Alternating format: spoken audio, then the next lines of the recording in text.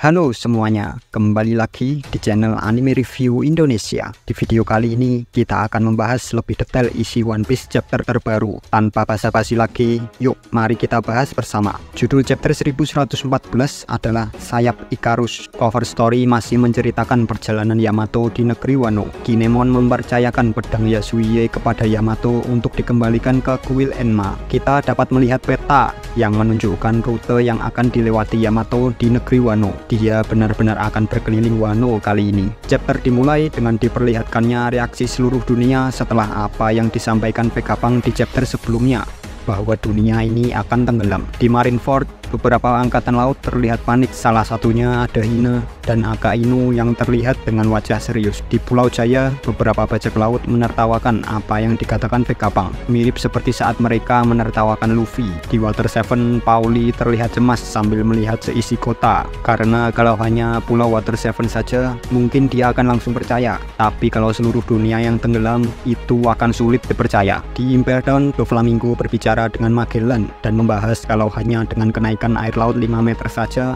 sebagian kota-kota besar akan lenyap. Doflamingo menyarankan untuk pindah ke tempat yang lebih tinggi. Tentu saja yang dimaksud Doflamingo adalah Marijoa. Di Pulau Manusia Ikan, Shirahoshi menanyakan kepada ayahnya apa yang sebenarnya akan terjadi. Namun Neptune terkejut dan berkata kalau ini sulit dipercaya. Kembali ke Egghead, angkatan laut di sana tidak percaya dengan apa yang dikatakan Vegapunk. Semua Kurosei berupaya untuk menghancurkan seluruh tanda-tanda kehidupan Denden Mushi di pulau untuk menghentikan siaran Vegapunk. Vegapunk membuat suatu prediksi untuk membuktikan kebenaran ucapannya itu. Dia mengatakan dalam beberapa hari lagi akan ada gempa bumi yang mengguncang seluruh dunia, dan jika prediksinya meleset, semua orang bisa mengabaikan pesan yang akan dia sampaikan selanjutnya. Namun jika prediksinya benar, dia memohon agar semua orang mendengarkan sisa perkataannya nanti. Dan ternyata prediksi Vegapunk benar tentang akan adanya gempa bumi dan kenaikan air laut setinggi 1 meter yang terjadi beberapa jam sebelum timeline saat ini. Namun dia menyebut bahwa bencana alam itu bukanlah sesuatu yang terjadi secara alami. Kita diperlihatkan reaksi Smoothie dan Mount the Earth yang menyadari kalau beberapa jam yang lalu ada gempa bumi. Lalu di bagian dunia yang lain, ada sebuah pulau yang terlanda banjir bandang, membuat warganya ada yang memanjat ke atap rumah, ada juga yang menyelamatkan diri dengan perahu. Kita juga dapat melihat reaksi Tonjit di Lowering Longland dan Kozan di Hachinosu yang sekujur tubuhnya diperban, namun mereka tidak berkata apa-apa. Grupnya Nami sedang bertarung melawan Saturn. Chopper menggunakan Guard Point untuk melindungi Robin. Nami menembakkan bola petir ke wajah Saturn, tapi Saturn lebih unggul dan dapat melempar mereka semua. Tapi Robin menyelamatkan teman-temannya dengan jaring laba-laba yang dibuat dari tangannya. Saturn mengatakan kepada Gorosei yang lain bahwa dirinya yang akan menghancurkan Denden Mushi yang ada di ruangan di depannya. Dia kemudian langsung pergi ke sana dan kembali ke wujud manusianya. Ternyata ruangan tersebut adalah tempat di mana Mother Flame berada. Wujudnya adalah kobaran api kecil di dalam tangki air super besar. Padahal di dalam air, tapi apinya dapat menyala terus. Ada tulisan S108 dan ANMU di tangkinya. Entah apa maksudnya, tapi Oda pasti memberikan foreshadow lain. Kita akan membahas di video selanjutnya. Saturn menghancurkan Denden Mushi yang ada di sana, namun siaran Vegapunk tetap tidak berhenti. Sambil diperlihatkan Mother Flame, Vegapunk mengakui dosa pertamanya, yaitu dia berniat untuk memberikan energi abadi ke seluruh dunia. Tapi hasilnya, dia malah terlalu dekat dengan matahari. Belum jelas apa maksudnya.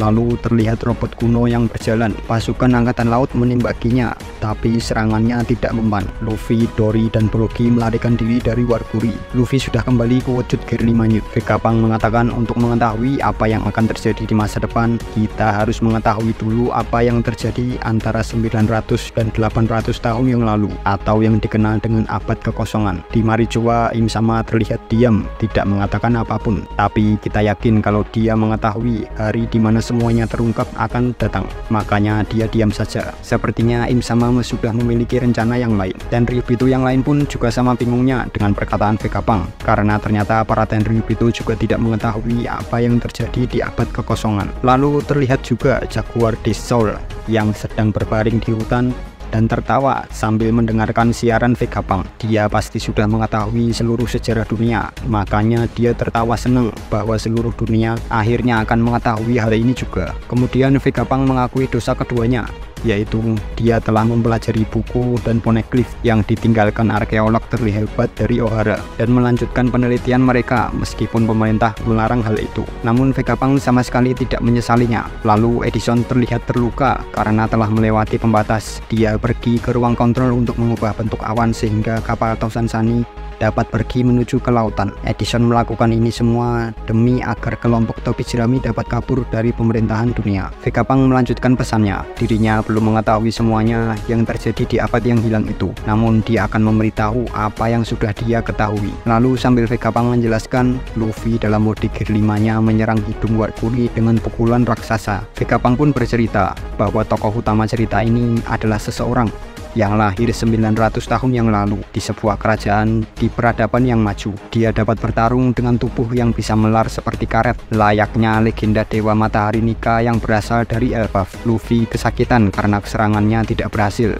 Namun wajah Luffy membuat Dory dan Brogy tertawa. Sambil diperlihatkannya panel Luffy tersebut, Vegapunk mengungkap nama tokoh utama ini. Namanya adalah Joy Boy, manusia pertama yang berlayar ke lautan dan disebut sebagai bajak laut pertama dalam sejarah. Gila, info A1 ini benar-benar gila. Pemerintah dunia menanggung karma karena telah melenyapkan Ohara yang sudah mempelajari abad kekosongan. Kini seluruh dunia akan mengetahui apa yang terjadi pada abad kekosongan tersebut. Tapi sayangnya minggu depan libur, jadi kita akan sedikit lebih lama mengetahui apa yang akan terjadi selanjutnya. Tapi tidak apa-apa, kita sabar saja menunggu chapter berikutnya 2 minggu lagi. Terima kasih sudah menonton video ini. Jangan lupa like, komen, dan subscribe untuk membantu agar channel ini terus berkembang. Tulis pendapatmu tentang chapter ini di kolom komentar di bawah ya.